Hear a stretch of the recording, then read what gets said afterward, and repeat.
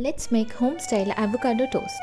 প্রথমে অ্যাভোকাডোটাকে হাফ করে নিতে হবে, আর তারপরে খুব সুন্দর করে স্কুপ করে সেটাকে স্ম্যাশ করে নিতে হবে। সাথে একটু দেবো lime juice, pinch of salt and black pepper, আর একটু গার্লিক বাটার। দেন ভালো করে মিক্স করে নিতে হবে। এখানে আগে থেকে কুচি করে রাখা পেঁয়াজ, টমেটো, শসা, ধনেপাতা, তার মধ্যে একটু নুন, লাইম জুস আর আবারও ব্ল্যাক পেপার দিয়ে একটু মিক্স করে নেব। আমি এখানে নিয়েছি বাড়িতে বানানো হোল হুইট ব্রেড।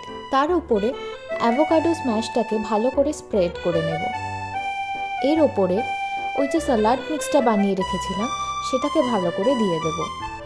তার উপরে একটু দিয়ে দেব মেল্টেড গার্লিক বাটার। এর ওপরে আমি একটু হোমমেড মজ্জারেলা চিজ ইউজ করেছি। তোমরা যদি মজ্জারেলা চিজ না প্রেফার করে থাকো তাহলে হাং কার্ডও দিতে পারো, মানে জল ঝরিয়ে রাখা টক দই।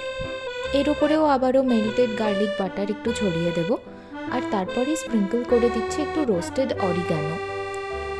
এটা কমপ্লিটলি অপশনাল, অ্যান্ড আর home style avocado toast is ready to serve.